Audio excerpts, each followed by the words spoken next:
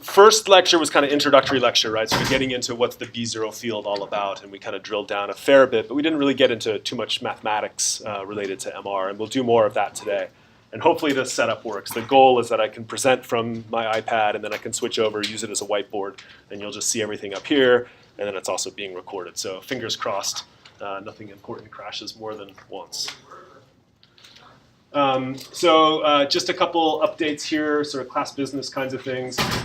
If you're a School of Engineering student, you should be able to get access to MATLAB through CSNet, at least one way or another. I don't know the details of how to do that, but it's been suggested that that's possible. Someone else was showing me before class that there's a student edition available for $49. I'm going to confirm that that'll work for everything that we need, but I think it will. But what I would suggest is that you go ahead and make sure that you can fire up MATLAB and use it for something simple soon, so you don't have that headache of trying to deal with it during the first homework assignment, which you'll get next week. Generally, the homework assignments are blocked out to cover about 2 weeks of material, and I'll try to give it kind of middle of that 2-week block so you can kind of start working if you want to, and then it's not due until a little bit later. Anyway, check out the website. That's where I'll be posting things, the slides, the videos, and some code snippets and things like that that you might want access to. And then there's also information there about the TAs, and you can find their email addresses and the hours and all that kind of jazz. So the stuff you'd normally expect. If you don't have immediate familiarity with MATLAB, reach out to the TAs sort of as soon as possible, just so that you get some early entry to that. It's a pretty straightforward language. It looked like most of you had experience, so that's hopefully not a stumbling block in any significant way. I'll do my best also in most of the lectures just to give a quick recap of what the previous lecture was all about. And this slide, although we didn't see this identical one, it sort of summarizes a lot of things from the first lecture. And hopefully it's clear now that MRI obviously uses a superconducting electromagnet, right? Does anyone want to sort of explain quickly why superconducting was so important?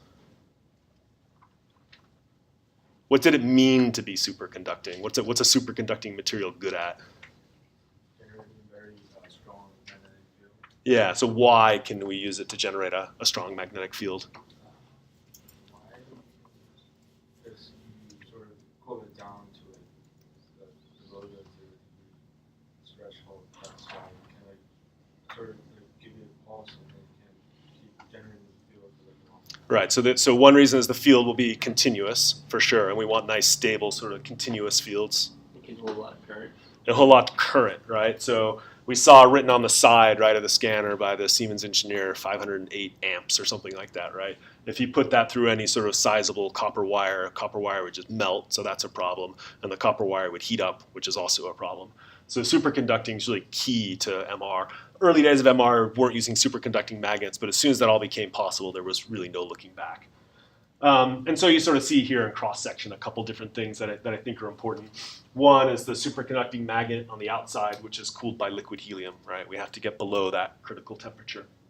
And that lets you generate a B0 field that we care about. We saw a couple of equations. You'll work with that a little bit in the first homework assignment. The simplest main field description that we use, and we'll actually work with this some today, is just that the externally applied B field, what we usually call the B0 field, has some magnitude, and it's uniformly directed along a single direction, the Z or sort of K direction. So while not exactly true, because in principle there's some very, very, very, very, very slow time variance, right? And there's some spatial variance, but we just take it as constant for this class. We'll deal with that a little bit later.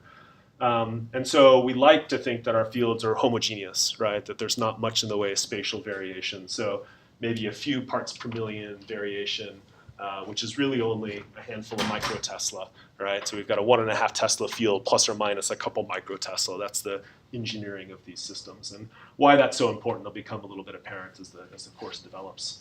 And then towards the end of the last lecture, we were talking about sort of the requirements for building and putting together one of these rooms, right? And we had two things that we needed. We wanted copper RF shielding, and we wanted steel magnetic shielding. Who wants to take a stab at explaining why we needed copper RF shielding? Not Tyler.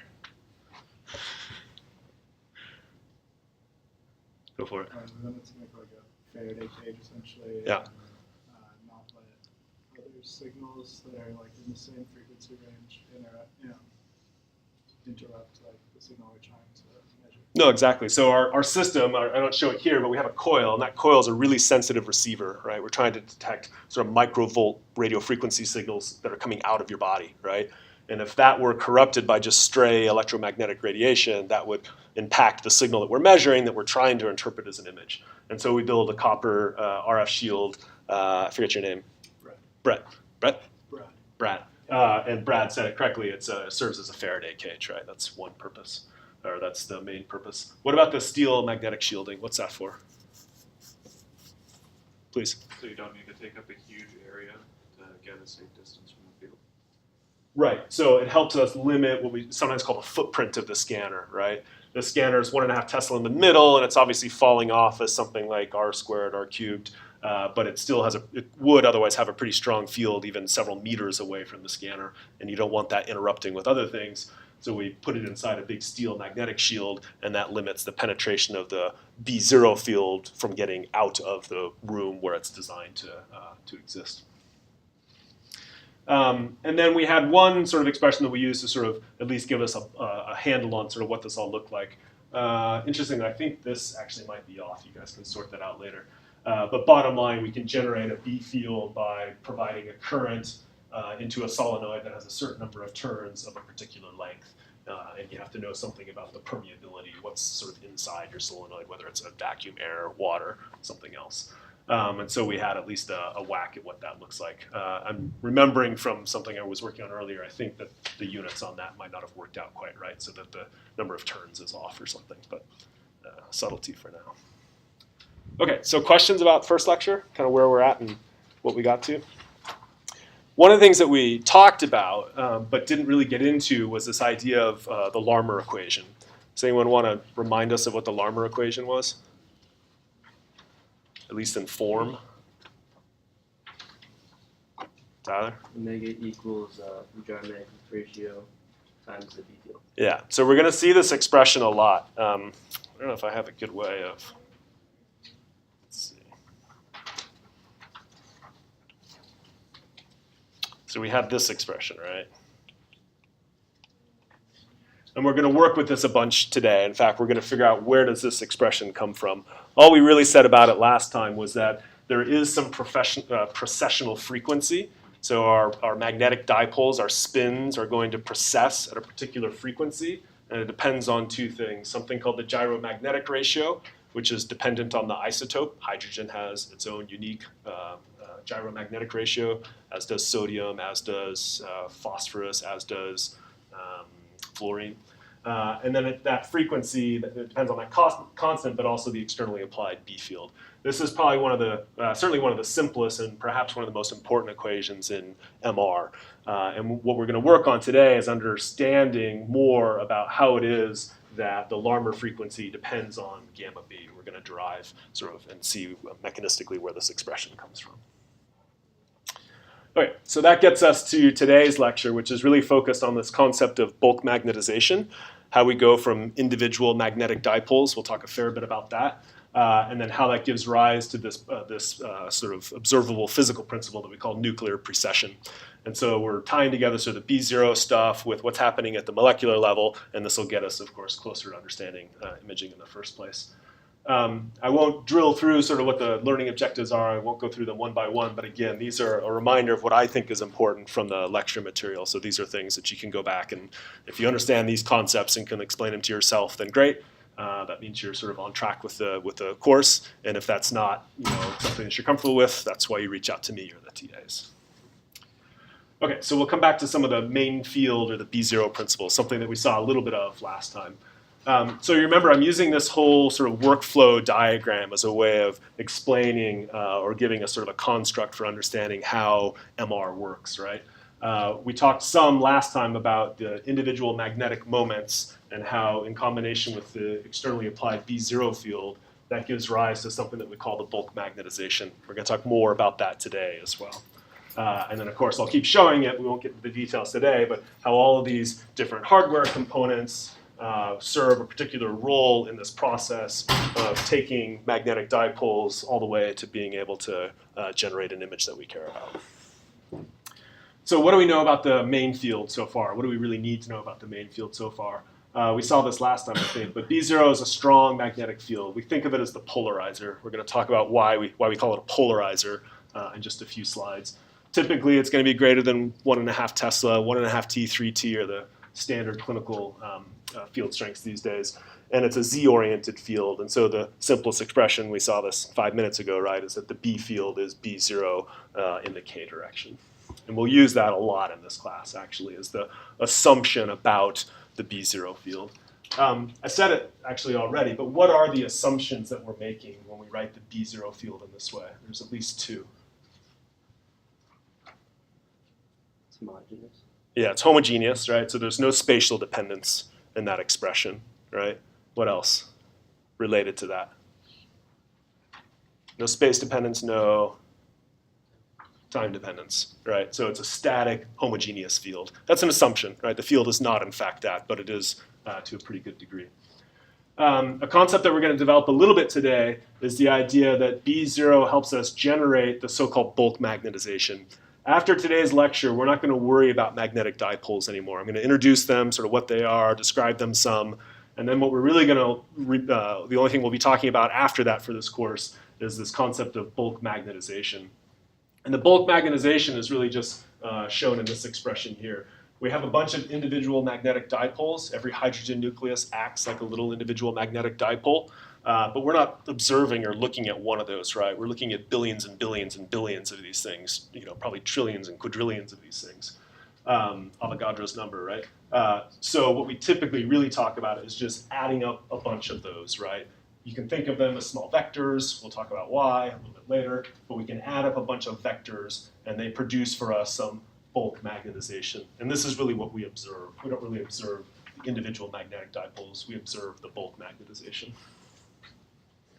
And we'll see today, in fact, in some of the expressions, how the more B0 we have, it looks like it got cut off for some reason, but the more B0 we have, the more bulk magnetization we have available for us. And that gives rise to this interest in higher and higher field strengths, going from the early days of half Tesla fields all the way up to 7 and 11 Tesla fields that are at least available today. So the concept that we're really going to work on developing, I'll go through some more kind of introductory material, but then mathematically today, we're going to come to understand how the B0 field forces the bulk magnetization to precess. And we're going to have to be careful about some of our terms and some of our language today. So keep in mind this idea of precession. And what I want to do is help you understand where this expression actually comes from. Depending on the MR course or imaging course background you have before, this may have shown up, but without any sort of origin story behind it. So that's part of what we're going to talk about today. Okay, so this is probably already pretty apparent from the things we've described already, but this is just a description of what we mean by the B0 field, some magnitude pointing uniformly along the K direction. So we'll talk quickly about what we mean by the bulk magnetization. Oh, maybe those slides dropped out. That's too bad.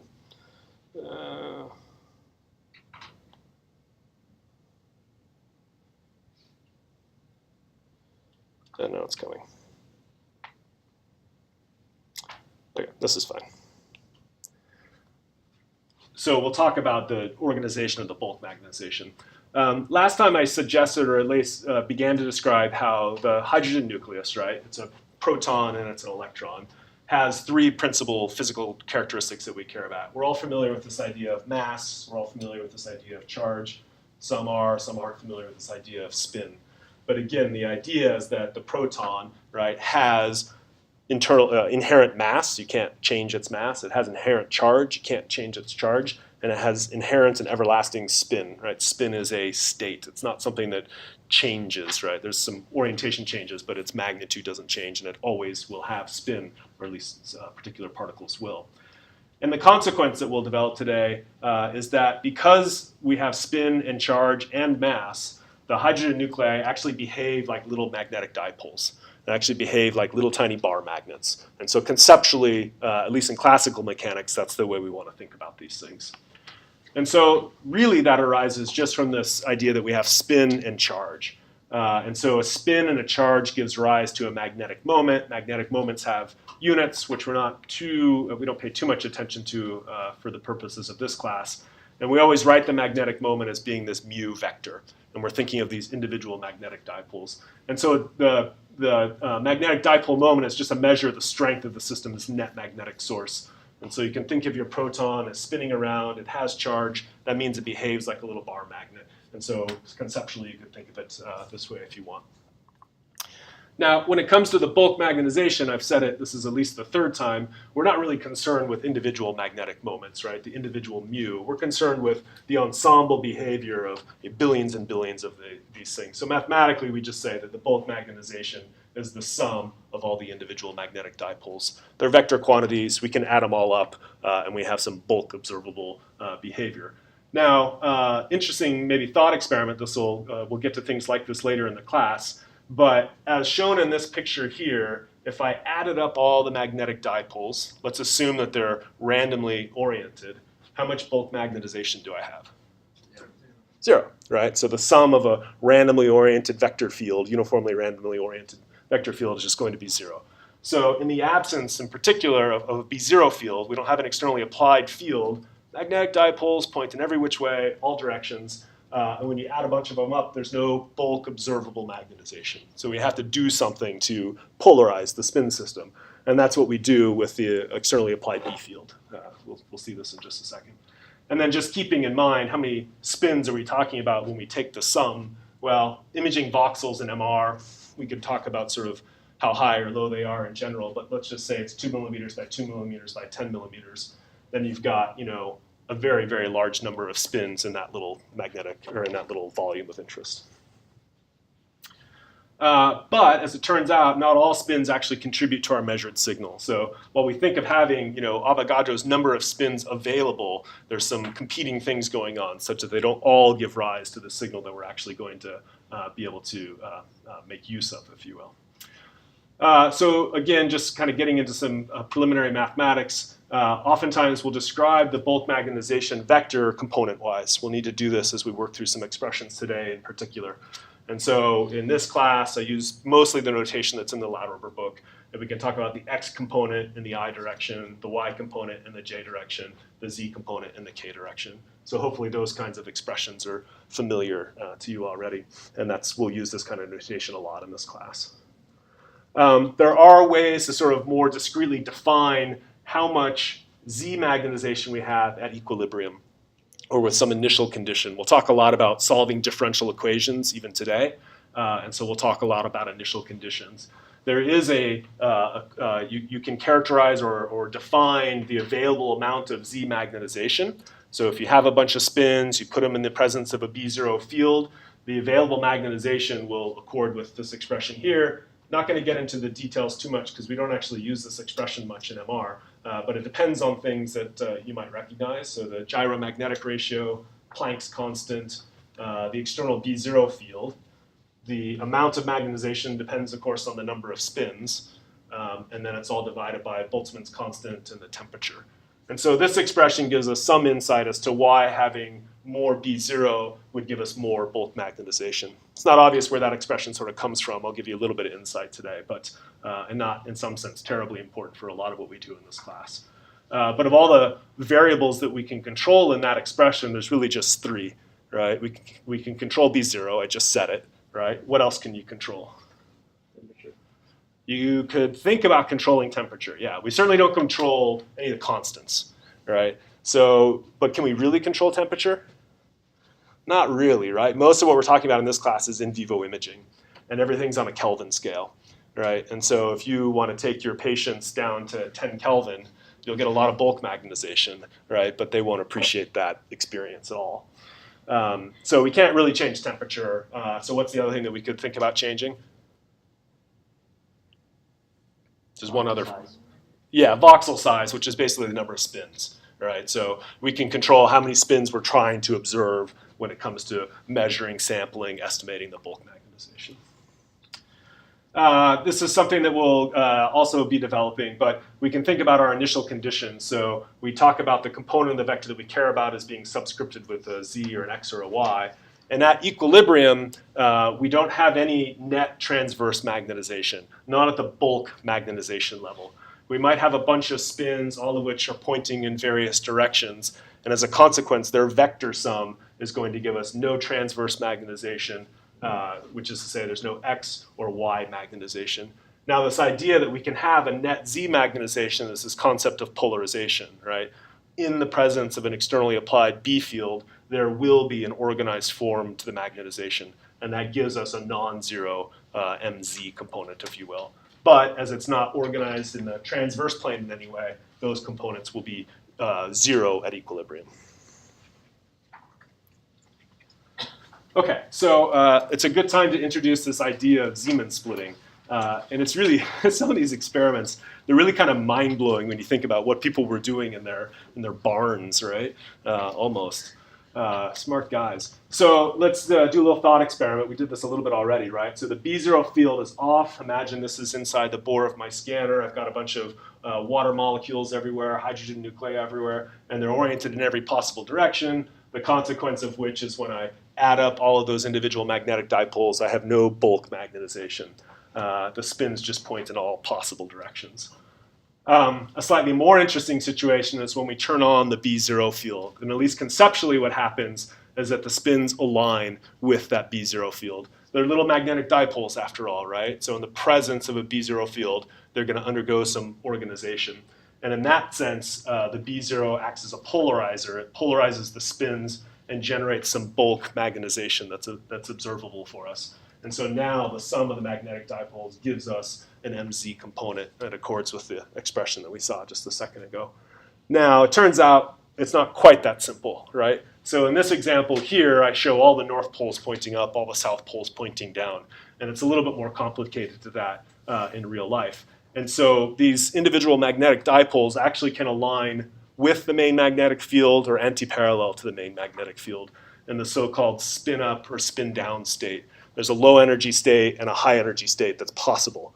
And in fact, the distribution of those spins is nearly equal, right? So the number of spins pointing up is almost identical to the number of spins pointing down.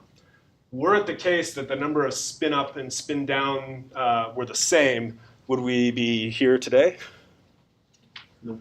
There'd be nothing to talk about, as far as I can understand, right? Because at that point, you would have any Z magnetization canceling out with any being canceled out by any minus Z magnetization if they were in uniform and equal distributions. But of course, that's not quite the case, and that's what we call this concept of Zeeman splitting. So when B0 is off, spins are pointing randomly in very different orientations. Oops. But when the B0 field is turned on, then the spins can populate one of two different energy states, the spin-up state or the spin-down state. And that distribution, again, is approximately equal to 1 to 1, but not quite. And so we get this distribution expression that people refer to as the Zeeman splitting equation. All it describes, or what it boils down to, is that the difference in the number of spins from the spin-up to the spin-down state divided by the total number of spins, right? So on this left-hand side, we're just talking about what's the difference between the two populations. And we can roughly calculate that as the product of the gyromagnetic ratio, Planck's constant B0 divided by 2kT.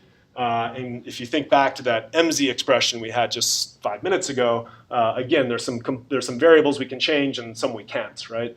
So we could change B0, and that would drive up the spin distribution, so we'd have a larger difference in the spin population, and a larger difference gives you more available bulk magnetization, right? So that's a good thing in general. So that's, again, the motivation for higher and higher B0 fields.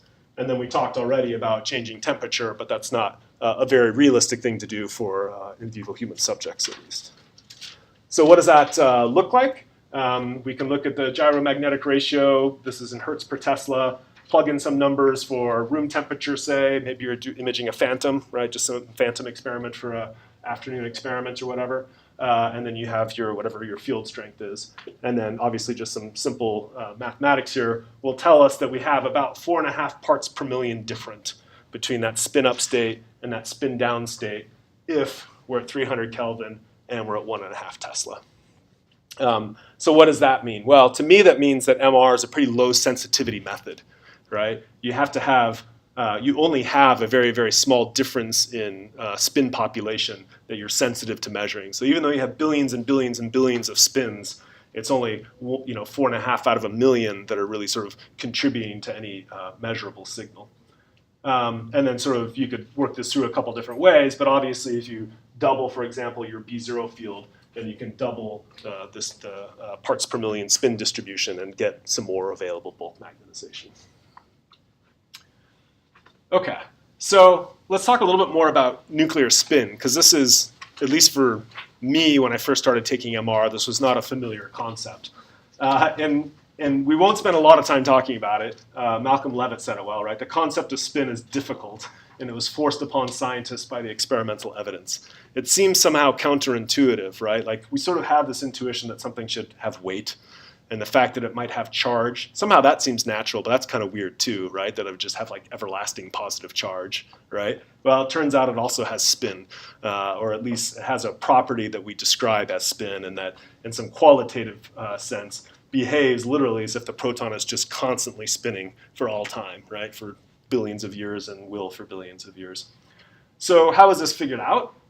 There was a really cool experiment this is called the Stern-Gerlach experiment.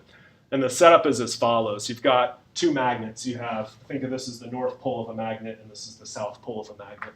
And then you've got little tiny bar magnets. And you're going to fire that bar magnet through this channel, and you're going to see where it lands on the opposite side over there. Okay, so we can do this thought experiment together. So this case, this is what I'll call a classical bar magnet, right? Maybe I called it a classical magnet. So to where the classical magnet's deflected, if they're sent in with a range of orientations. So where is that magnetic dipole going to go when it gets to the other side? Is it going to go up, down, or middle? Is that going to be attracted this direction, or is that going to be attracted this direction? Up, down, or neither? What do you think? What's that? Middle. Fascinating. Okay. Why do you think middle? Oh, so you think the experiment can be, that's great, yeah. So if the experiment's super perfect, right, and it's perfectly balanced, then yeah, it might just shoot right down the middle. Okay, what if it's a little bit out of middle? It may go one side. Which side? What if it's a little bit high? It goes up side. Yeah, right. And so if this little magnet's not perfectly positioned, it's going to, and it's going to shoot up, all right, because it's going to get attracted that way. This one's going to go through and maybe get pulled down if it's a little bit off the other way. And if I change the orientation, I can change where it's going to splat on the wall on the far side. And that's just sort of classical physics. That's what you might expect. You could do this experiment at home and get kind of an easy or maybe straightforward result. The more interesting thing is what happens to quantum spins. So let's say you have a hydrogen nucleus or water, a little tiny itty bitty water, and you fire it through this magnet. Where does it end up? So when we talked about the classical magnet back here, we said that we could fire the magnet through different orientations, right? I could fire it straight up and down, or I could turn it sideways, or I could invert it. And depending on its orientation, it's going to hit at different levels on this opposite wall, right? With a quantum spin, what are the possible orientations for that spin? Can I have all possible orientations? What does Zeeman splitting tell us? 2 states. Right? And so I'm going to fire a magnetic dipole. I'm going to fire one of these magnetic dipoles into the channel here, and it can only be spin up or spin down. I can't put it in at half. I can't rotate it. Right? It's going to immediately be spin up or spin down. So those are my only choices. So when I fire this little quantum spin through the channel, where's it going to end up? What are the options? Is it ever going to go right down the middle?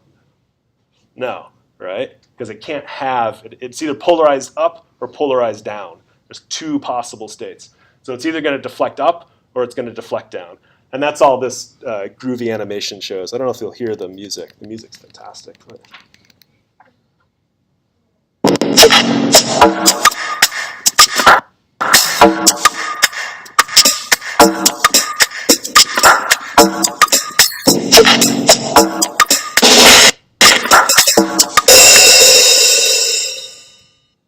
Very good.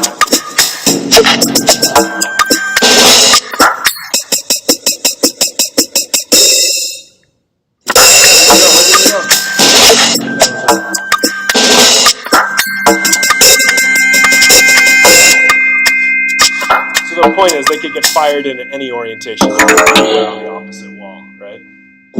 So then this is what threw the physicists off, right? They start doing this experiment. It's like, look, right? Fine. Okay, that's interesting.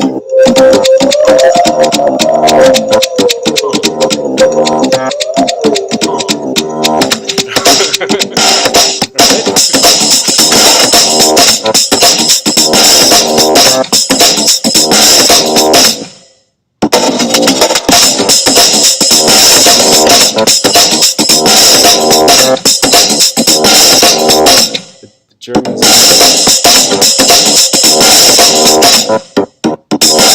The Germans know their groovy jazz tracks. Okay, so that's this idea of having sort of quantum spin and its effect on generating a magnetic moment, and the fact that it can only have a spin up or a spin down state in the presence of an externally applied B0 field. I'm not going to dwell on this. I'm by far, I'm very far away from being a quantum mechanics expert. But the standard model, right? So a long time ago, we had electrons, protons, and neutrons, and people said, well, it's probably more complicated than that. And it's gotten a lot more complicated than that with leptons and quarks and up quarks and charm quarks and strange and bottom quarks and all these things.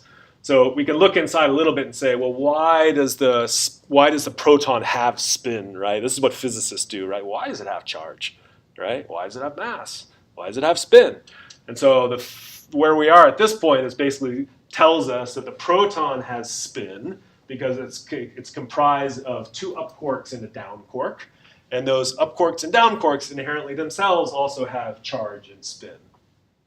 Okay, that sounds pretty okay, but now there's a problem that they call the spin crisis, right? Physicists they sometimes are dramatic. They're very boring or rather dramatic, right? And so what's the spin crisis? Well, this is fascinating, right? Because the spin crisis basically says, okay, fine, we have these up quarks and we have these down quarks, and they have spin and they have charge and they have mass. Let's add them all up together, we'll get the proton, right? No. So that's the spin crisis, that we understand that these subatomic particles actually have spin and charge and mass, but when you add them all up together, you don't get that of the proton. So there's something else going on that's poorly understood. And I think that spin crisis is settling down. It was really bad maybe 10 years ago, and in the last few years it's gotten better, but things still don't add up, right? So there's still reason to support high energy physics. Okay. So nuclear spin quantum number is something we should talk about as well. So what is going to have, what elements are going to have nuclear spin? It's not just anything that has nuclear spin. So a nucleus is so-called NMR active only if it's nuclear spin quantum number, what we call I, if it's non-zero. So if you can have zero spin, you'll have zero spin if you have an even mass number or an even charge number. If you add up what's happening inside that atom, then things like carbon-12 and oxygen-16 will not have spin. And if you don't have spin, then there's nothing for us to observe, which means that we can't do NMR of carbon-12 or oxygen-16. That's not available to us to do that experiment. But that's not always the case, and so there's a bunch of things that have so-called half-integral spin. If you have an odd mass number, for example, hydrogen, carbon-13, right? So not 12, but 13, nitrogen 15, fluorine, phosphorus. These things are spin-half systems that are visible to us, so to speak, with an NMR experiment. You can do things with sodium, that's 3 halves, or oxygen-17, that's 5 halves. The NMR of these gets really complicated. We won't even get into it in this class, but at least know that it's out there. So while we principally do imaging with hydrogen that's bound in water, fats, things like that, there are certainly a group of very bright people that are working on carbon-13 imaging, fluorine imaging, phosphorus imaging, all kinds of things. And then you could have integral spin as well, depending on whether you have even mass number or an odd charge number. So this is a big giant table of things. No need to sort of memorize the whole thing, obviously, but it's just pointing out sort of why maybe hydrogen or H1 is so valuable to us in terms of doing imaging. So it is spin half. That's good. That means it has spin that we can make NMR visible. Its natural abundance is very high, right? Almost all the hydrogen in the universe is H1, so that's good. It has a gyromagnetic ratio, which is really important and species dependent, right? It's different for everything that you could think about trying to image. And by definition, we give it a relative sensitivity of 1 because it's the most abundant and sort of easily visible thing, especially for in vivo imaging.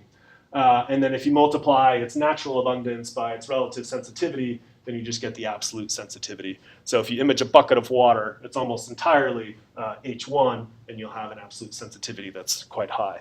And that doesn't compare quite as favorably to some of these other things. Let's see if I can go back. If you look beneath here, other things have much lower sensitivities. I might talk about that in a second, I forget. Yeah, it's coming up. So this isn't entirely necessary, but you can go through and calculate how we get things like the relative sensitivity and the absolute sensitivity just using the expressions that are shown here on the bottom, some MATLAB code that helps you do that. So just quickly looking at what else is sort of possible here, I've highlighted a few where people are probably doing the most research outside of sort of conventional MR imaging, and that's in carbon-13, fluorine, sodium-23, and 31P. There's different reasons for that, but in general, if you look at the relative sensitivities, they're not fantastic, right? So carbon-13 has a pretty low natural abundance. So that's good in some ways because that means you can cook up a recipe with a bunch of carbon-13 and it won't. There's not a lot of it in any of us right now, right? The downside, of course, is that its relative sensitivity is pretty low. So it's about it generates about 1% of the signal of water, right? And so you'll see in this class that MR is kind of an SNR-starved imaging modality. And if you take, if right away you're only dealing with about 1% of the signal, or the absolute sensitivity is even lower, then it's pretty rough to image these things. Nevertheless, people try. Getting a little bit of attention, sort of emerging attention here at UCLA is sodium. Sodium's got maybe 10% the sensitivity of water. So there's kind of a chance of being able to image with sodium, but even that's pretty rough. So anyway, just maybe thought-provoking to think about what else is possible here. Okay, so we talked, or let me just go back for a second. Each of these, you'll notice, has a different gyromagnetic ratio, right? So they're all spinning, they're all processing at a different Larmor frequency. We had that expression before, omega equals gamma b. This is the gamma for our different species, right? The only one that you really should remember, especially for this class, is for H1, right? It's 42.57 megahertz per Tesla. It's a number we're going to use a bunch. And don't confuse it with like radians, right? Sometimes we get thrown off by factors of 2 pi. So I'll do my best to keep it straight, and you guys should as well. So what do we know about the gyromagnetic ratio? Well, it's a physical constant, right? It's constant for that specific atomic nucleus. And it's basically unique. I don't know that it's a sort of physical requirement, but it's effectively unique for each NMR active nuclei. Empirically, it's been shown that the gyromagnetic ratio is helps express the relationship between the magnetic dipole, the idea that this proton has and behaves like a little magnet, and its so-called spin angular momentum. This is something that's known empirically. There's no way to sort of get at or derive that. So experimentally, the physicists, so to speak, have taught us that the amount of the magnitude and direction of the magnetic dipole that you have is equal to the gyromagnetic ratio and its spin angular momentum. And we're going to need that expression shortly. But again, it's only measured empirically. And then I'll do my best. I probably do so-so at it, but I'll do my best to distinguish between gamma and gamma bar. Right, so gamma bar is really megahertz per Tesla. I'll try not to get sloppy, but sometimes I do. We tend to think as people better in frequency, right, than radians. So a lot of what we talk about is in frequency rather than radians. Okay, so what are the implications of spin? You've perhaps bought it, right? It was sort of this concept that was forced upon us, right, by the experimental evidence. What are the actual implications of spin? I'll show you a video here, which is a really nice one from Don Plews up at U Toronto. So imagine, if you will, a bunch of water molecules, right? Each one has an oxygen, each one has 2 hydrogens, and we're going to zoom in to just one of the hydrogens right now. And that hydrogen obviously has charge associated with it. In addition to having charge, it's got spin. And that combination of spin and charge together produces what we call a magnetic moment. That's the classical description of sort of what's going on. And so it behaves like a small magnetic dipole. We've seen this sort of displayed a couple times. And now in the presence of a B0 field, it's going to be forced into a line. B0 acts as the polarizer. So not just spin and charge, but we also have spin and mass. Spin and mass in classical physics gives us angular momentum. And that's like a top it spins, but it also precesses in a gravitational field, for example. Our system has spin that's inherent. It's also going to precess, but it's going to precess in an externally applied B0 field. It's a different potential field. It's a B field. So it's really all of these things, right? It's the consequence of spin and charge and the consequence of spin and mass that mean the hydrogen nucleus behaves like a wobbling magnetic dipole. And that's kind of the critical thing that you want to understand about what's happening at the molecular level, if you will. What's less obvious is that this will naturally give rise to what we call the Larmor frequency. We've seen this expression already. So, why should it be the case that this magnetic dipole will wobble around at a particular frequency? That's one of the things that we're going to work on developing next. Where is it that this expression actually comes from? So we talked about the consequence of spin and charge giving us a magnetic dipole. We can think a little bit quickly about spin and mass. If you think about the spin having mass and having this inherent property of spin, it really is just a lot like a top, right? The top wants to spin, and in a gravitational field, you can flick the top and it'll wobble around. We call that wobbling precession. So we want to keep our language straight, that spin and precession are very different things, right? And so as a consequence, the hydrogen nucleus will have so-called spin angular momentum. In classical physics, where there's just a top, then we would, you hopefully or might recall that the spin angular momentum is just equal to the sort of effective radius the mass is at times its momentum, or the cross product with its momentum. And we'll need this expression in just a second as well, because it's going to help us link back to that expression about mu being equal to gamma s. We're going to tie this all together to explain the behavior of the precessing magnetic dipole. This, I think we saw already, right? So this is spin and charge and the concept that it gives rise to a magnetic dipole. One thing to sort of conceptually keep in mind, this comes from physics or your E&M class. We have, in the typical MR experiment, we're going to have a large external B field, right? This isn't the magnetic dipole, this is the large B field that has some north and south pole orientation. It's some B field pointing along, say, the K direction. And if we put a magnetic dipole in the presence of that B0 field, then the B0 field exerts a torque on the magnetic dipole. And hopefully we remember from physics that the amount of torque that we have is equal to mu's cross product with the externally applied B field. So this means that there's going to be there's going to be a torque generated through the alignment of mu with the B0 field. And then we'll actually turn this on its head a little bit later when we use RF pulses, for example. Let me back up. The main B0 field will cause the spins to come into alignment, either in the spin up or spin down state. That's a little confusing, but we get bulk magnetization that aligns in the Z direction. When we start using RF pulses will force the bulk magnetization to do something. They're another radio frequency electromagnetic field that will force the spins to do something. So it'll act in opposition to the externally applied B0 field. Okay, so we talked about those first two. And our goal right now then, through most of this class, is to get at and understand where does this Larmor equation come from. I said this a little bit before, but we also want to make sure we keep track of what I mean when I say spin and what I mean when I say precession. So spin is that intrinsic form of angular momentum, right? Can't create it, can't destroy it, it's just always going to be there. It's a quantum mechanical phenomena, if you will. It has a sort of natural language term. We call it spin. From a classical perspective, we can sort of conceptualize it as spin, but I don't think anyone, certainly I don't really understand what it is. It just behaves as if it's spinning. There's not really a good classical physics counterpart here, except for hand waving. Precession, in particular, arises because of spin and mass and charge. That combination of things is what gives us the observable precession. And so this is, I think, a useful diagram. So here we are in some coordinate system, some XYZ coordinate system with a magnetic dipole that could, Z is our magnetic dipole. I guess it's the ball at the bottom there that's our magnetic dipole. And the magnetic dipole itself has spin, but it will also be what we call free precessing, and we'll have to develop this term today as well. Free precession just means there's an inherent tendency of the spin to precess in the B0 field, and we call that free precession. Anytime you have an externally applied B field, the spins are inclined to precess, if you will. So we have inherent spin, we have free precession in the presence of the B0 field.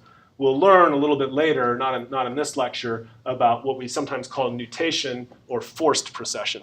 Forced precession is the application of an externally applied RF pulse, a B1 pulse, and that will force our magnetization to do something in addition or on top of the free precession from the always-on constant B0 field.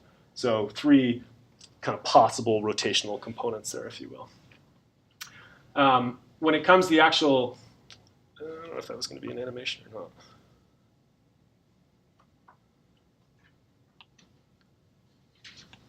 That's a negative. Okay. Sorry.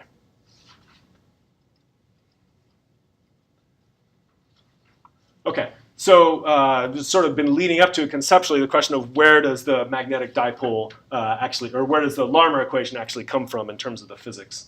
And so these are the 2 sort of models that we've been working with. We have spin and charge gives rise to a magnetic dipole. We have spin and mass, it gives rise to spin angular momentum. This is in fact happening in the same system, so in combination we get the NMR phenomena.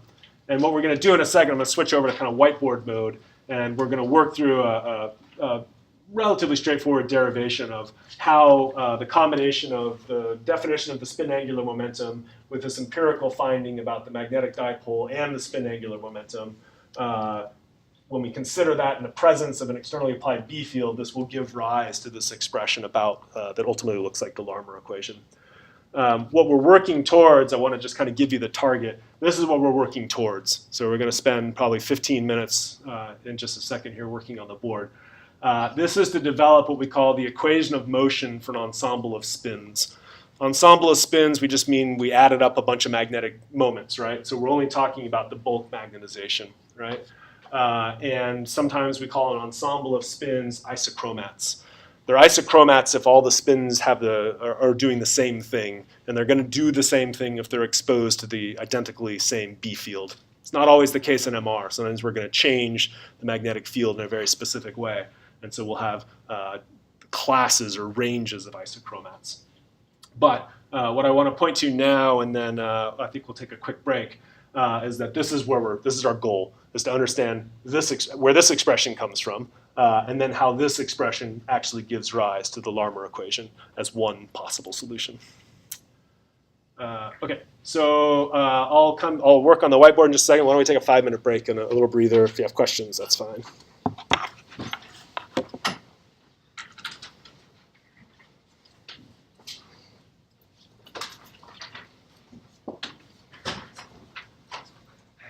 So I think this book called the chapter GUPYT book.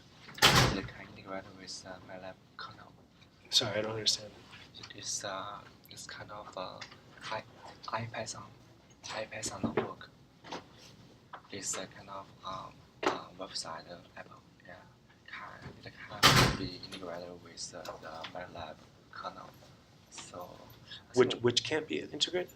Can be integrated with the MATLAB kernel. So What cannot be? What?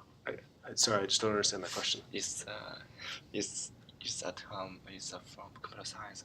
Yeah. I heard a student from computer science Yeah. department said that he used kind of the web Apple. It's online. It's not some software. Kind of it can write code online. Write the MATLAB code online. So we don't need to just download the MATLAB. MATLAB is very large. So yeah. So I can write it. Well, you're just saying that MATLAB is available online and you can use it that way? Yeah. Yeah, that should be fine. I'm not Yeah. sure what the question is, but So I think that's why would be great. They in computer science department they use this kind of thing to make things to write code. okay. Yeah. So so in the end we will produce the PDF and use. I don't know. Well, yeah, I guess I'm sorry. I'm not sure what the question is. It sounds like you have access to MATLAB through sort of online portal or online system. Yeah. Yeah. So that should be fine for like developing code and testing things and Yeah, you whatever. you will have the homework. Yeah. Can we just run it online and produce the PDF? Yeah, you should be able. Yeah, that should be fine. That should be totally fine. Yeah. Okay. Yeah. So, because my computer is a Mac, so the volume is very small. So the disk. Oh, I don't know. Yeah, I don't know about that problem. I mean, I have a Mac. I use MATLAB all the time, right?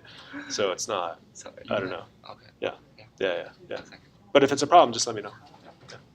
Yeah, I just have a question about this equation. So what is this NS? NS is Number of spins. So we Number of had a spins. sum over 1. It shows up here. So it doesn't. I called it n total here, but it's just it's the the number same, of. right? Yeah. So that's the same as this part in total. Yeah, and it's just saying Okay. all that one you were just looking at is saying is if you have more spins, you have more bulk magnetization. Okay, so this NS and this B0 is not related, right? So They're independent. We can Okay. independently control those two. okay. That's correct. So that's why Yeah. I have this confusion. Because I look at this equation and I thought B0 is actually related to N, and then I thought it's no, not no. controllable. Sorry. Okay. Yeah. It's just sorry N about total. Okay. Awesome. So I missed on Tuesday, because I'm going to be missing next Thursday. Yeah, sure, yeah. People said I didn't really miss any handouts or anything here that I can't find online. That Will I you- be yeah, missing everything's anything on online. Thursday? No, I mean it's the same situation. I do my best to make the material available. So I think you mostly be okay. Like we'll be doing some work on the board, but like that, if everything goes smoothly, my laptop captures it and you can just see it there. So kind of worst case scenario, you meet with the TAs, grab notes from one of your partners or whatever. And And that's early enough in the quarter, but it's oh, where do we turn the home? it'll just be email. Yeah. I never got the hang of trying even to use CC. Yeah, I saw the parentheses like not turned in yet. I don't see where I turn it. Yeah. We'll get to that. But yeah, it'll just be cool. Yeah, for sure. Boulder getting it.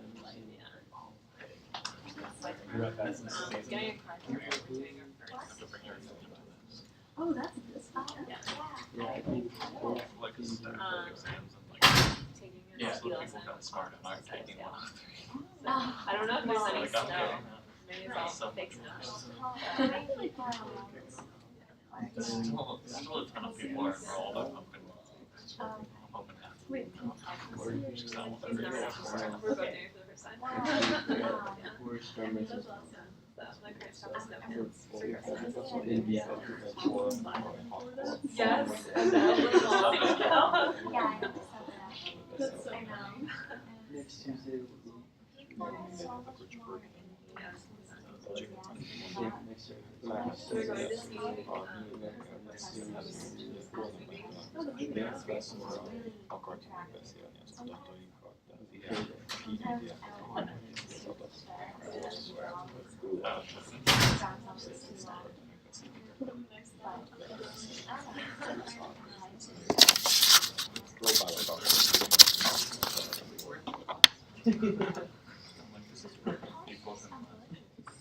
I'm not calling you up to the board.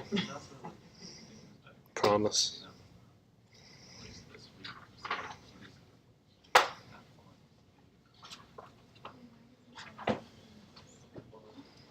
What's the program you use for the lectures with your iPad? So I'm using Keynote to make all my slides, like on my laptop, and then you can just push that to your iPad. That so far seems to work pretty well.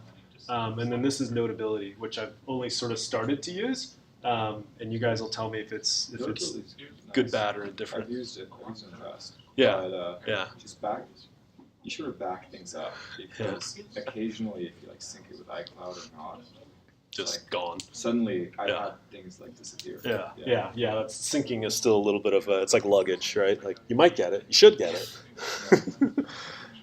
So this is a little bit of an experiment because I haven't done it this way before. It's either going to work fine or it's not going to be great. The advantage is that I'm not doing this and standing in front of the thing that you're trying to write down, right? So that's at least partly what I'm trying to avoid. And then the other is that it should end up in the stream that gets recorded. So we'll see how we fare, and you guys can let me know. Okay, so the first thing, let's see if I'm in the right mode. The first thing, the expression that we had a little while ago was about the angular momentum. And just by simple definition, going back to physics, we knew that that was R cross mv. And I'm just going to sort of show to you that the time rate of change of spin angular momentum is in fact a torque, and that's going to be useful because it's going to help us relate the spin angular momentum to a torque. And we saw both spin angular momentum and torque previously, right? So what we saw just a little while ago was that the magnetic dipole moment was equal to the gyromagnetic ratio times the spin angular momentum. And we also remember from physics, hopefully, that the torque itself can be defined by the magnetic dipole in the presence of a B field. So we're trying to kind of connect these guys together, but to do that we have to find a relationship between the spin angular momentum and the torque, and that's not actually too hard to do. And so all we do is we just take the time derivative of the spin angular momentum. We've got a cross product, so we have to use the chain rule, and so we have dr dt as the first time derivative crossed just with mv. And then because of the chain rule, we've got another term here, which is the original r that we had, and that's crossed with m, which is a constant, and then dv dt. And so again, that's really just the chain rule. That's pretty, size-wise, that's pretty okay, yeah? If not giant. Okay. So, so then the next question is just looking at these terms, what do we have? Well, the term that we have right here, right, this is the time rate of change of this sort of radius term and the velocity. Those two terms are actually just this term and this term here are parallel to each other. And so their cross product is such that that's just going to be 0. So this term here just goes to 0. Oops. And then we still have something interesting on this other side here, which is really just r cross m, and dv dt is just an acceleration, right? And mass times acceleration is just what? Force, right? And r crossed with a force is just a torque. So that's just a simple, quick connection between the time derivative of the angular momentum and showing that that's equivalent to a torque. And that's going to help us link together this empirical finding that we had up above here, right? And then this other sort of experimental, theoretical finding that we have about torques and magnetic fields and magnetic dipole moments. And so we can go back to this expression. We said that the torque was equal to mu, cross B. But now we know that, won't go too fast here. We know that the torque itself is just the time rate of change of the spin angular momentum, just by substitution. And that's still equal to mu cross B.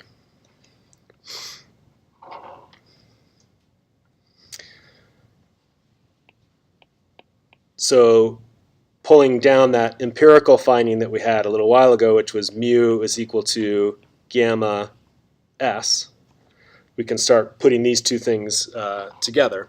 So the first thing we can do is take the time derivative of this expression, and we just have d mu dt, and that's equal to gamma ds dt.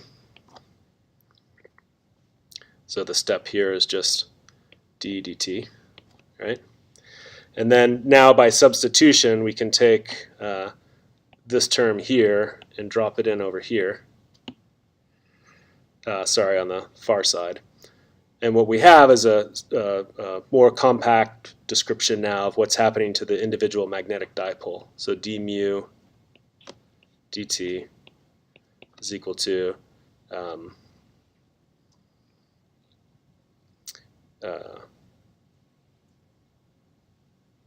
gamma times mu cross B.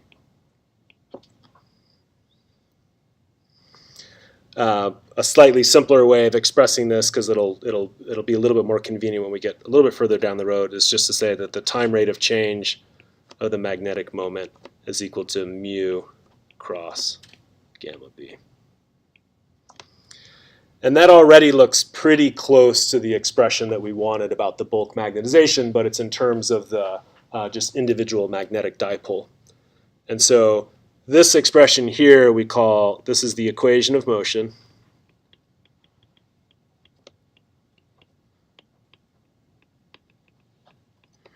For a single magnetic dipole.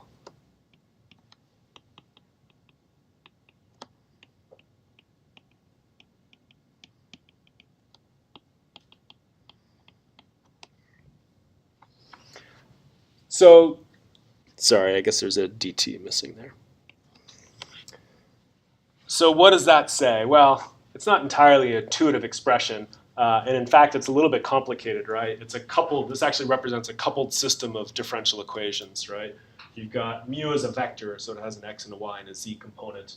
So you've got the time rate of change of those components is equal to a cross product of those things with some b field. The b field also has multiple components possible, right? It could have a bx, a by, and a bz field. So this is actually a relatively complicated system of equations. A lot of what this class is about, well, the next thing that we're going to do is just re-express this in terms of the bulk magnetization. Not too hard. We're just going to add this up over lots and lots of spins, so fine. And then what we'll have is a system of differential equations. And what we really care about is solutions to that system of differential equations. This equation describes what happens to the magnetic dipole in the presence of the B field, right? What changes in MR all the time is what we're doing with B fields. We can manipulate those B fields. We might just have, a constant externally applied B0 field. We might have a really short RF pulse, which is a B1 field. We can turn gradient fields on and off. And so what's happening to the temporal behavior of the magnetic dipole is, of course, dependent on that thing that we control, which is the B field. But if you think about it, everything else is kind of fixed. It's really just the B fields that we can manipulate. Question? Yeah. Why does the gamma drop out for mu again? It should not have dropped out.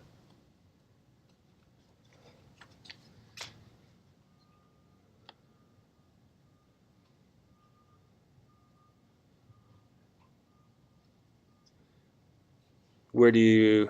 So, where you have once you substitute in the torque with mu cross b. Oh, there should be a.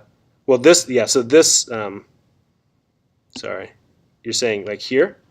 Lower, right before the last step. Down here? Yeah. Okay. It's the gyromagnetic ratio should be distributed, right, to both, or just? No, it's just a constant. Yeah, so it doesn't actually have to get distributed. Yeah. Yeah. Sorry. I guess that's not entirely obvious, but in a cross product, it certainly doesn't get distributed. Yeah. Okay. So the next step, and it's a relatively simple one, but it's just to bridge. The question is, how do we go from say, oops, that's not going to work. How do we go from magnetic dipoles to the bulk magnetization? And this is kind of the end of magnetic dipoles for us. And so we had an expression a little bit earlier where we said that the bulk magnetization M was just equal to the sum from, say, I equals 1 to some ns. There was a comment at sort of at the break there in the slides that you just saw, I think in one or two places, this was also called n total. So sorry for that. But we're just adding up the total number of spins that we have, and we have, say, mu I magnetic dipoles. We can look at the time derivative of that because we're going to need that as well. So the time derivative of the bulk magnetization is still just equal to the sum from I equals 1 to, say, ns. And then we take the derivative of the magnetic dipole moment itself, and we just have d mu I dt. Nothing too remarkable there. And so all we really want to do is take these expressions we're gonna, well, let's just do it. We're gonna sum over this expression here, and then we'll make the substitution.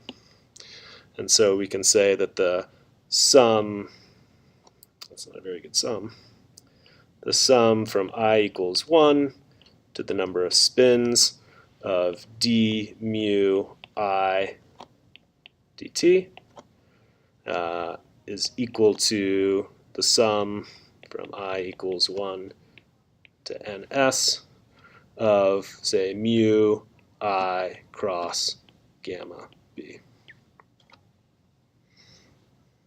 Is that okay?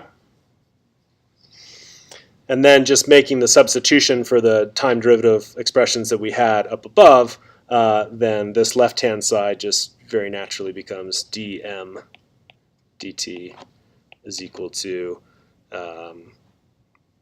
m cross gamma b.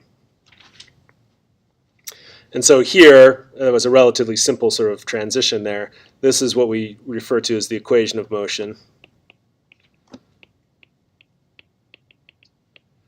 for the bulk magnetization.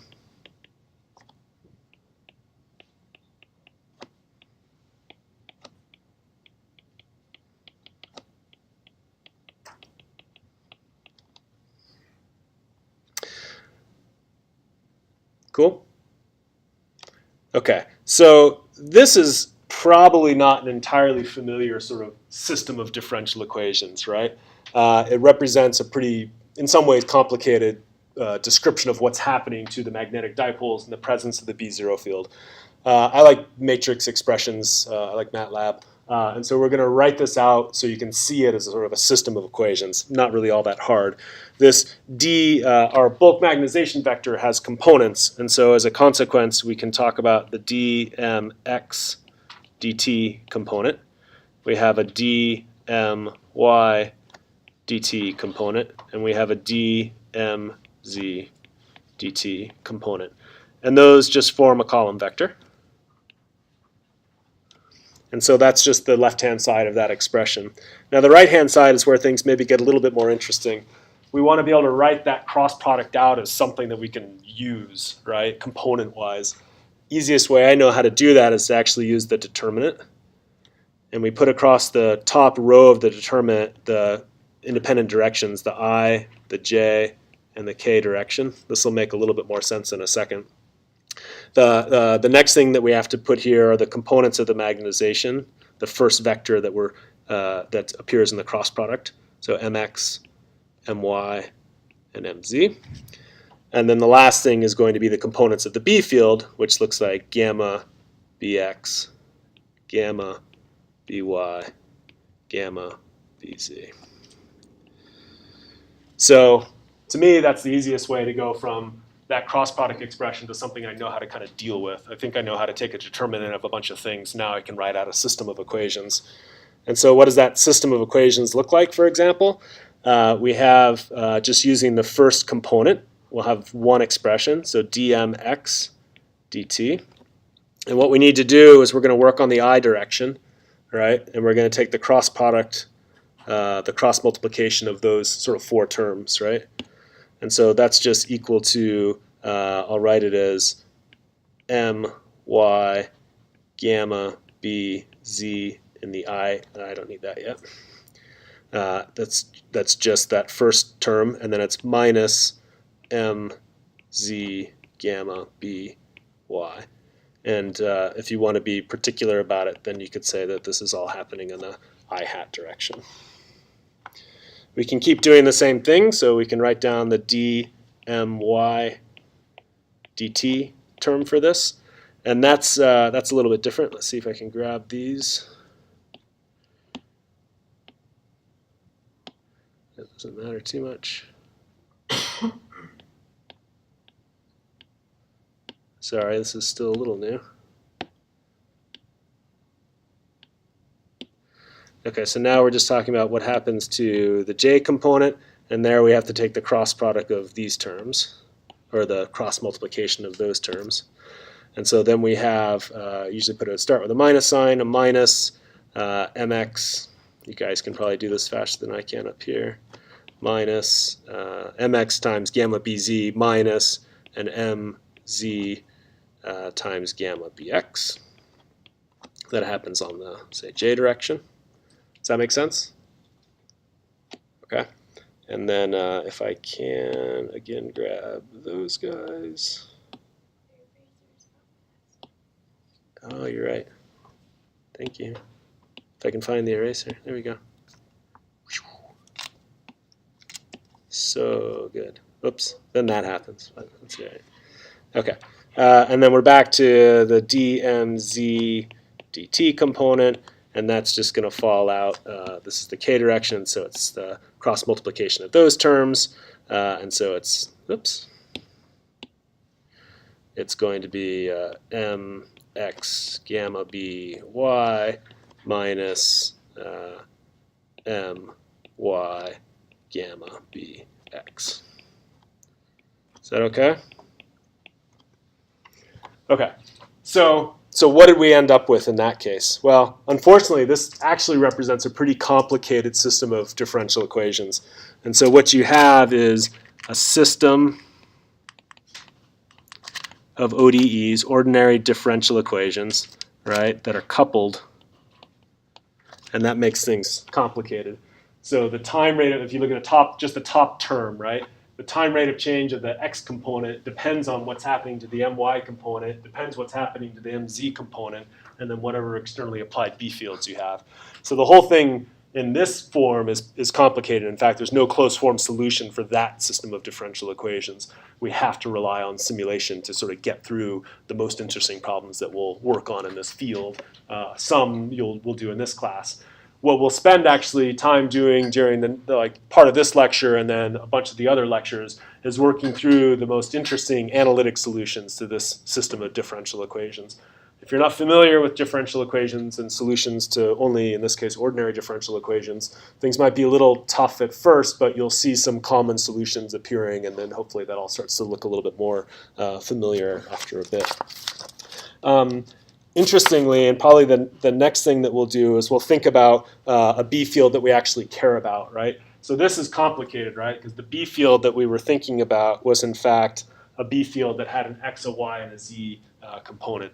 What's the B field that we, say, care about for the, say, simplest MR experiment? Does it have an X component? No. Does it have a Y component? Does it have a Z component? Yeah, okay. So that makes our life a little bit easier. And so we can say that our B field is really just a column vector that's 0 on X, 0 on Y, and something like B0 on Z.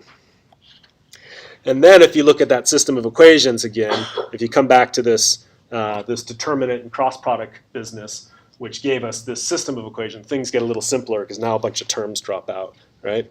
And so, so this is the, say, simplest field.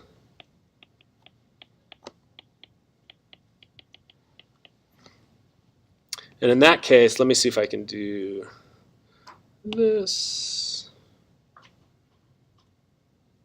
Put those over there. That guy over there. So now let's just go ahead and use that as the externally applied B field, right? And what we have is dmx dt is equal to, we're just concerned about what's happening to bz or by, but we don't have any by component, right? And so we just have dmx dt is equal to my gamma bz. You can do the same thing for the y component, so dmy dt. And again, we're concerned about what's the z component of the B field, what's the x component of the B field. We don't have an x component, we only have a z component, and so this expression looks similar to the one above, and we have minus mx gamma b z. And in fact, I could be more specific and just write these as B0s. I should have done that the first time because that's specifically the B field that we're talking about, right? So then the last thing is what happens to dmdz, what happens to our third term, the dmz dt? Equals 0. Equals 0, right? So that's convenient, right? So what we end up with is a simpler system of differential equations, right? This here you have some ODEs that are coupled, but it's just two systems that are coupled, and there's ways to decouple those. If you've taken a differential equations class before, you probably know what that's going to look like. This is our sort of favorite situation. This is obviously not coupled, right? It's not linked to anything else, and it's not even a function of time, right? There's really just not much going on there, which is great in some ways. When I say that these equations are coupled, what do I mean? Does someone want to explain that quickly? Have connections between each other. Yeah, there's a connection between them, right? And so here you have mx depending on my, and here you have my depending on mx. So we'll need to find a system, a solution that satisfies both of those expressions simultaneously, right? That's what a lot of differential equation solutions are all about. This one, again, on the bottom is one of my favorites because it's easy to deal with, right? So, excuse me, let me see if I can shrink that again. So the way that we usually deal with coupled differential equations is to take the time derivative of each one of them, and this will be a way of sort of uncoupling those equations. So we have two separated differential equations. I'll show you just by example because that's how ODEs is usually taught, right? And so what I'm going to do first is just take the time derivative of this expression that's on the left-hand side. So I have the second time derivative of the mx component, and that's just going to be equal to, say, gamma b0, those things are constants and come out front, times dmy dt. And that's just coming from here. And then I can do the same thing for this expression as well and say that my dmy squared dt is equal to minus gamma b0 dmx dt.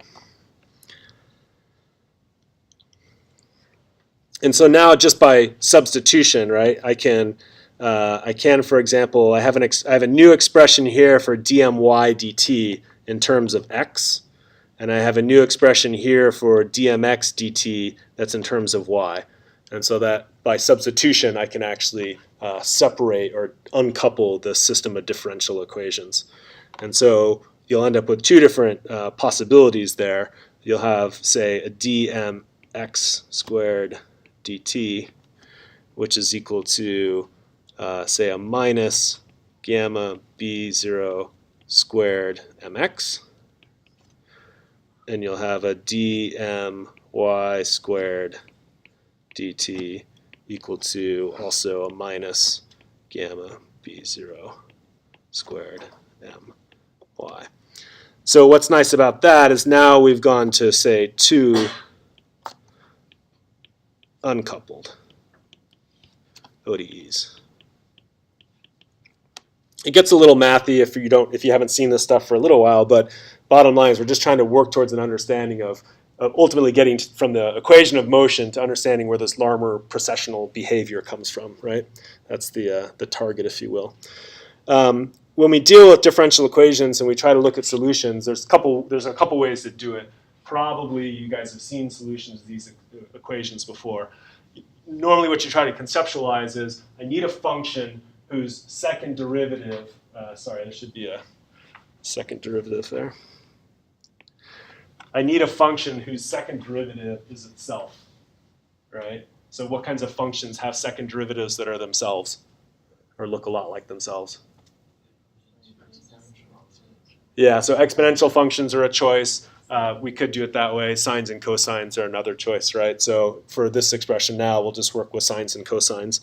And so what we'll guess at is we'll guess, for example, that a possible solution to the system of equations is something that looks like mx of t is just like a cosine.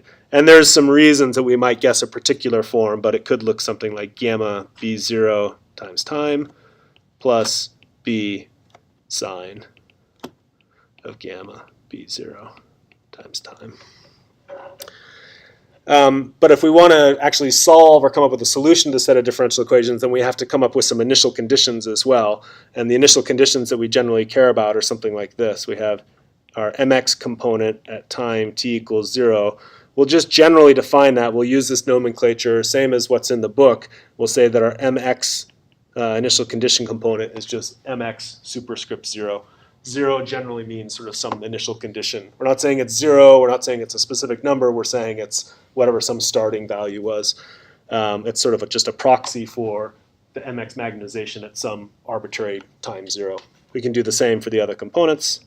Let me just say that my at time t equals 0 is my0, and mz at time equal to 0 is just mz0. These are basically just by definition. We want to use some things that we can talk about and understand as initial conditions. You could take this whole thing conceptually and put it into a vector. We won't use this a whole lot, but it shows up in the book that this m0 vector, this sort of equilibrium vector, is just equal to that whole thing, right? mx0, my0, mz0. Depending on the exact experiment that we're talking about, we might know something about our actual initial condition, right? So in the simplest case where we put a bucket of water in a B0 field and leave it there, then this won't always be the case, but the simplest expression that we could have would be that we'd have equilibrium magnetization that was just pointing along the z direction. And in the book, I think this is usually just called m0. So there's some, it doesn't matter what its actual magnitude is. We have a variable that stands in as a proxy, but we could have some bulk available magnetization. And so this term here would just be the equilibrium value for the bulk magnetization.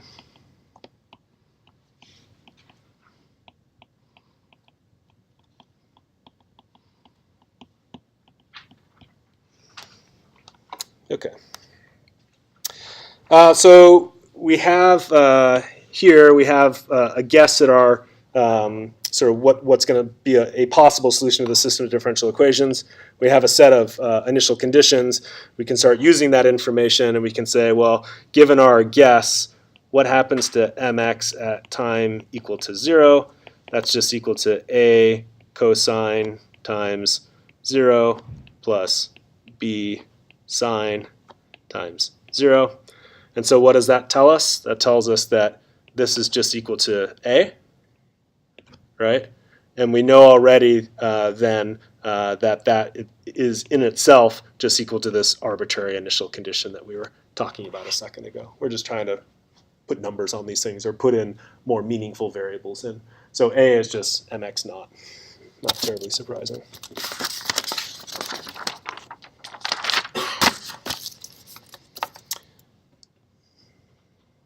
So again, where are we headed? What are we trying to do? Well, we're trying to identify what are these coefficients in this guess at the solution to this differential equation. So we already solved for one. That wasn't too bad. Now let's go ahead and solve for the second one. Did I scroll up too far, or is that okay? Okay. And so we can take the time derivative of our guess that we had, so the solution we were guessing at, and that looks like minus a gamma b 0 sine of gamma b0 times time should be plus a b gamma b0 cosine of gamma b0 times time. We had, just a little while ago, we had an expression that related dmx dt to dmy dt, and that was just the dmx dt. I can say recall. The dmx dt was just equal to, this was the coupled form of the differential equation, my gamma b0. Why is that useful? Well, we can plug this in up above here, right? I can just go up this direction here and get an expression that helps me solve for that b component. So now I have, for example, the gamma b0s will divide out, and I'll have, say, my, I can evaluate it at time equal to 0.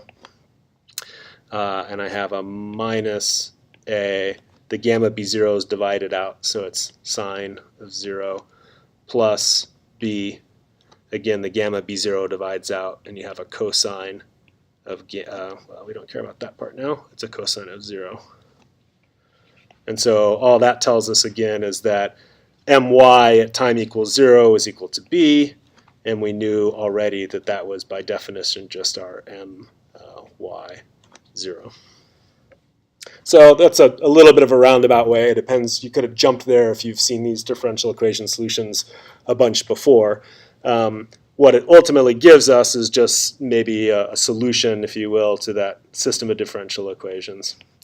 And so we have that mx of time is equal to mx0 cosine of gamma b0 of t plus my0 sine of gamma b0 t. I'll just complete it. We'll write out the my expression. So my of t is equal to minus mx0 sine of gamma b0 t plus my0 of a cosine gamma b0 of t. And then we didn't really have to work through it because we had this, this very simple expression for what was happening to the time derivative of the Z magnetization, but we'll write it out for completeness. We have what's happening to dz, what's happening to mz as a function of time, and that's just simply equal to some initial condition, whatever we've perturbed the Z magnetization to. That comes out of that, the fact that the time rate of change of the mz component was 0. So when you integrate back up, you just get a constant, which is in fact the initial condition. And so there's different ways to re-express this, and it can be useful. Here we're saying, what's this expression telling us? We begin to sort of see where the Larmor equation is sort of coming from, because you can begin to see that your mx component has this like gamma b0 dependence, and that looks and smells like the Larmor equation.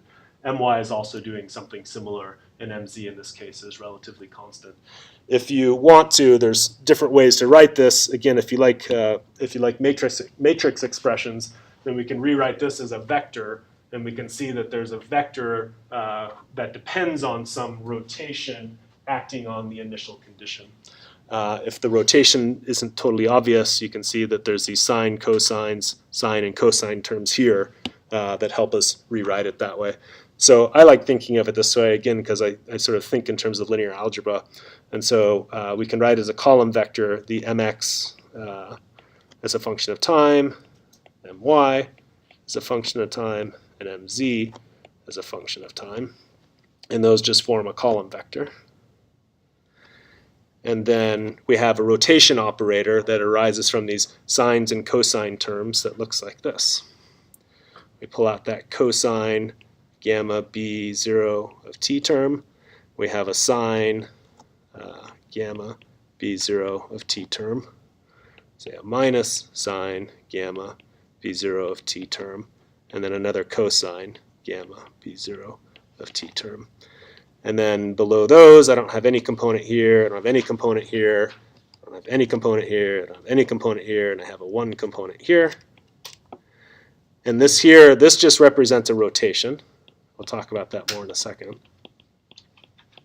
And that rotation operator, that 3x3 matrix, if you will, is just operating on the previous state of the magnetization, which in our case is just some initial condition. mx0, my0, mz0. So to me, that's a little bit easier way to sort of recognize that the solution to that coupled system of differential equations is really just a rotation. It's a rotation about a particular axis, which is the z-axis, right? So this business here, this tells me that this is a rotation about z, or about the z-axis. And so, I don't know, for me that's just a more familiar form, that I have a rotation operating on some initial condition. And as time is evolving, then the state of my initial magnetization is ending up further and further and further away. It's rotating around that z-axis. What does the rotational frequency depend on? It depends on gamma, right? Inside here, this is just like an omega times a t. And so there again, you start seeing that this could look like, smell like, walk like, talk like the Larmor expression, right? And so this is really just some omega 0, right? And that's really where the Larmor expression comes from, right? The idea that there's some rotation at a particular frequency governed by gamma b0. And so we just say the precessional frequency omega 0 is equal to gamma b0.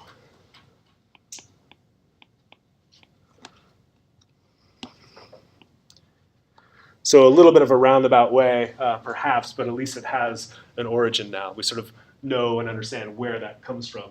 Now, what gets interesting, I think, in this class is that we'll revisit, for example, this expression in different forms, right? Because we don't always just have B0. If we only ever had B0, we'd almost be done with the class, right? But we don't just have that. We start adding other components to the externally applied B fields, and then we can start doing interesting things to the spin system. We can, for example, make the Z component a function of space.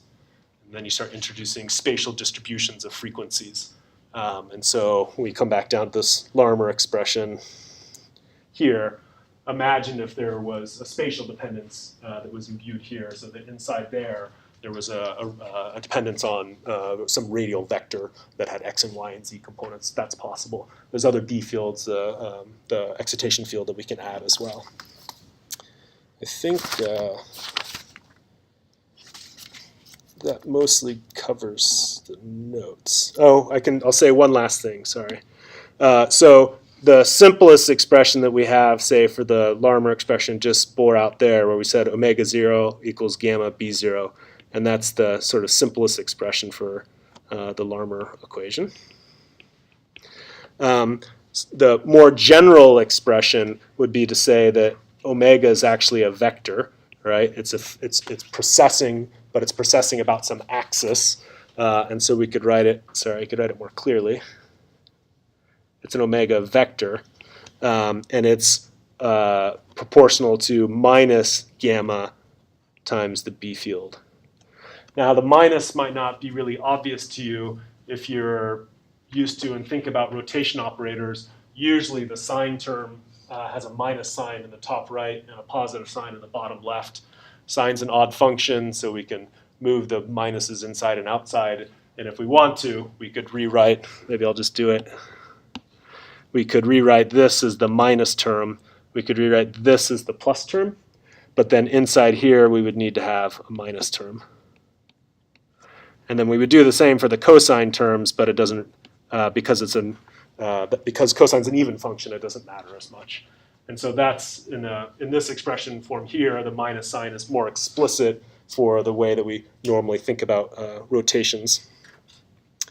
And so in that form there, I would say this is, rather than being the Larmor expression, this is sort of the most general expression, maybe. Or it's more general. And then more specifically, when we talk about what's happening in this class, we're usually going to talk about minus gamma B0 on K. And so this is maybe the most typical. These are, I guess the point is, slightly different variations of the Larmor expression. We saw it a little bit today, and what we'll see later, the precessional behavior is really important, right? Why is a precessional behavior important? It gives rise to an induced signal, right? Through Faraday's law of induction, we can pick up something. Eventually, we're actually going to kind of leave behind the idea that everything is precessing at 64 megahertz or 128 megahertz. And we're going to say, okay, that's fine, but we're going to transform into a coordinate system that demodulates that precessional behavior. We assume it's happening, but it's a little easier to think about the physics if we don't also worry about zipping around at 64 megahertz. When we do that, we'll see some other expressions that relate to the B1 field. And so we'll appreciate that just like any B field, you can have precessional behavior from the B1 field too. The B1 field, you'll remember, is the RF pulses.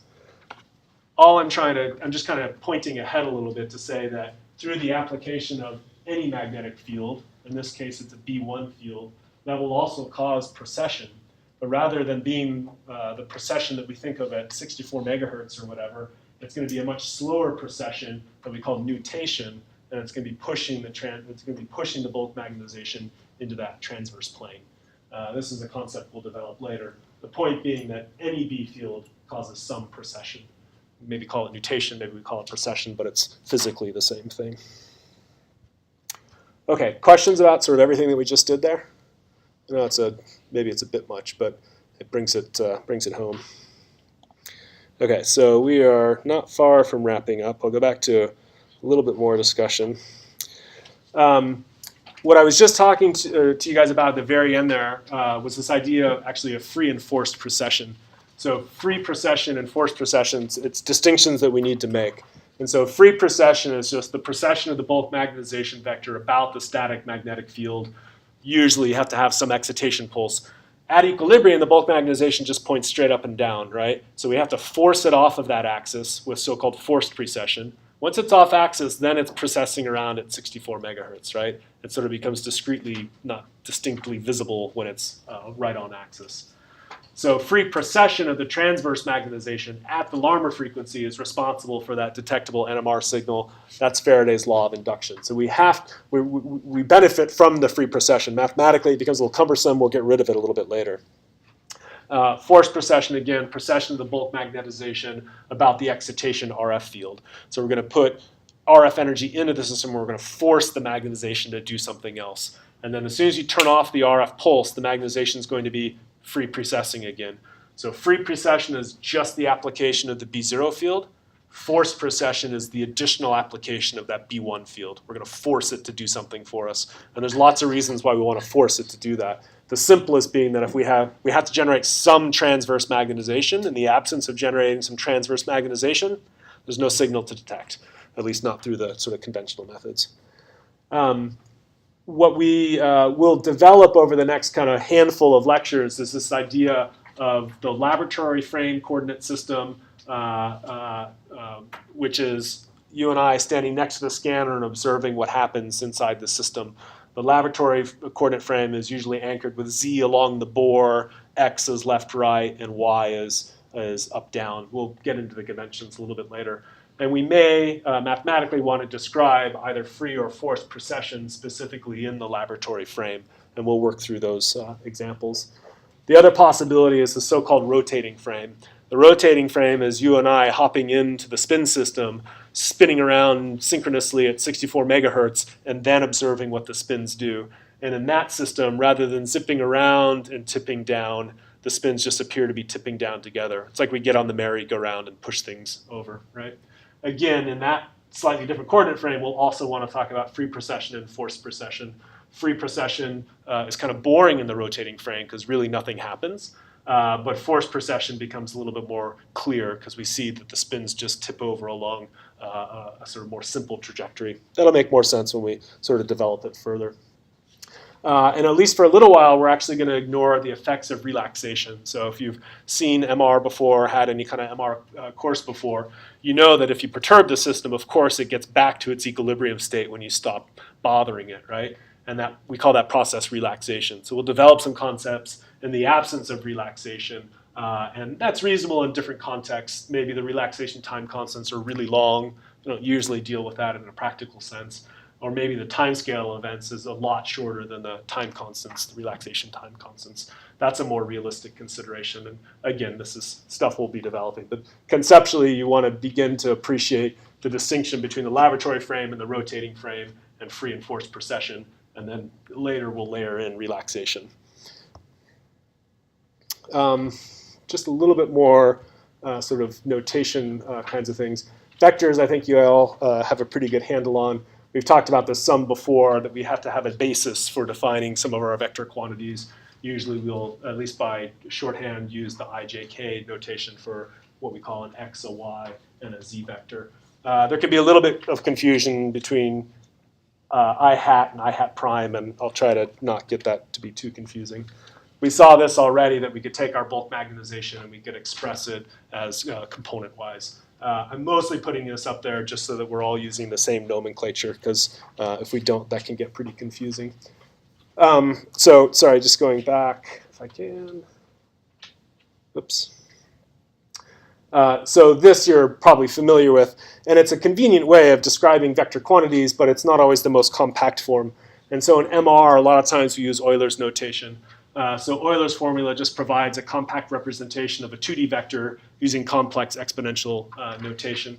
And so what we'll eventually be talking about is not the x component of the magnetization and the y component of the magnetization, but what we just call the transverse magnetization. And the transverse magnetization is described as having a magnitude, right? It's got a certain quantity of it, and it also has a phase. And so that becomes a little bit easier to, it can at times be easier to express in Euler's notation. So if you're not familiar with Euler's notation, it would be a good thing to review, because we'll use it a bunch in this class. It's just mathematically convenient, right? It's not, sometimes it uses complex notation, right? So we have to use a complex valued number here. There's nothing explicitly imaginary about the transverse magnetization, right? It's just mathematically convenient or compact to sometimes write things in this term. And so here, I'm just trying to physically link the two together, that we have some transverse magnetization. It has an x component, it has a y component, but you could write it that way if you wanted to, and you'll see why that's a useful thing.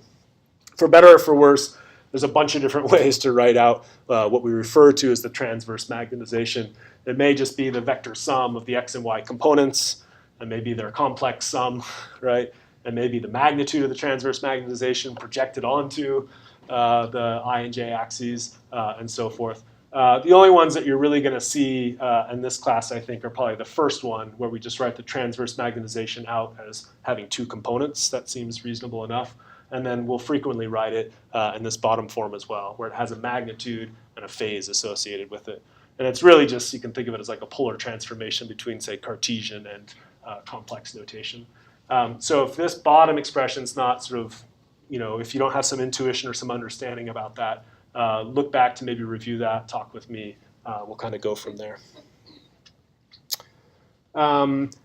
I've used already this concept of rotations, right? So matrix operations and rotations. The simplest rotation matrix is just the identity, right? So if this identity matrix were acting on some initial condition vector, it would just return the initial condition vector. Not a particularly interesting thing.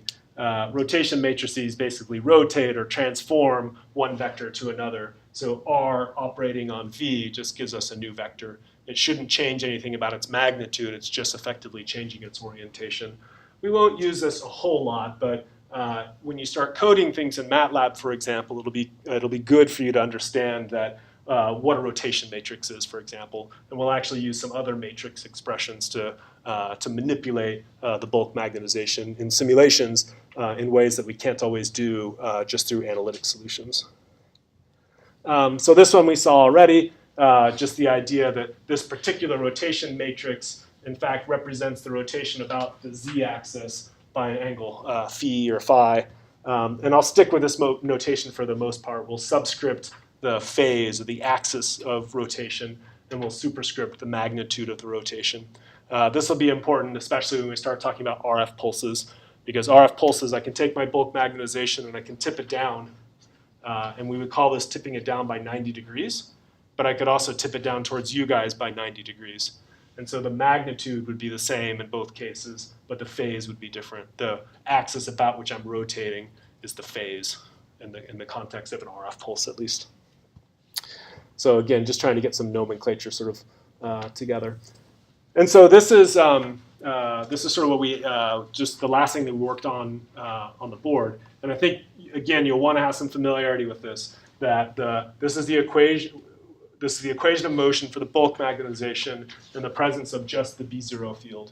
And so if we know it's the B0 field, then we know it's the 0, 0, gamma B0 across the bottom there. And if you're not familiar taking the determinant and writing that out as a system of equations, that would be another thing that would be good to get familiar with. I think partly what happened was I did some of the board work already, so that's not relevant.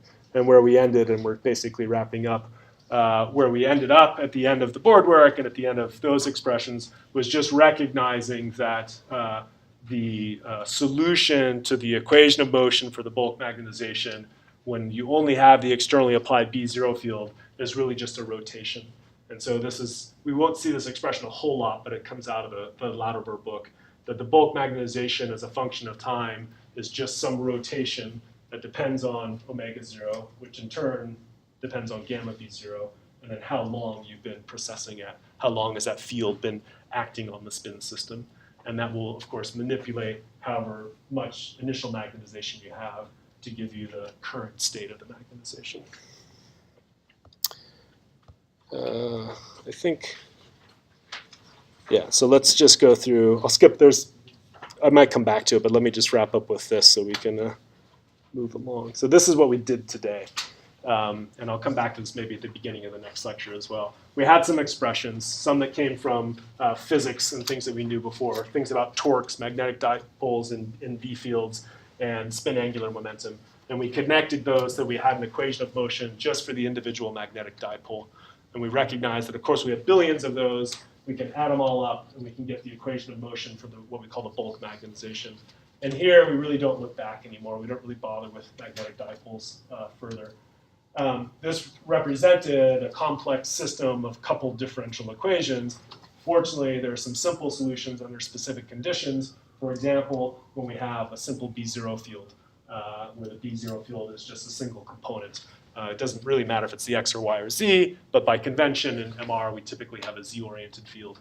And so that gave us a simpler system of differential equations for which we worked out a solution. And I think that's the last thing here. When we finally did work out the solution to what was two coupled ordinary differential equations, we got back to an expression like this that said Mx and My are clearly precessing, they're rotating around according to the Larmor frequency, which depends on gamma B0, and that our Z magnetization under that experimental setting is actually not changing as a function of time. That's the most sort of unrealistic thing we've done so far. Right? In general, the MZ magnetization will be relaxing as well and getting back to that equilibrium state. Okay, so we'll come back on Tuesday and we'll talk about how it is that we actually can generate the B1 field, the excitation field, and actually go from the bulk magnetization that's nominally oriented along the Z direction and use that to generate some transverse magnetization. Cool, thanks.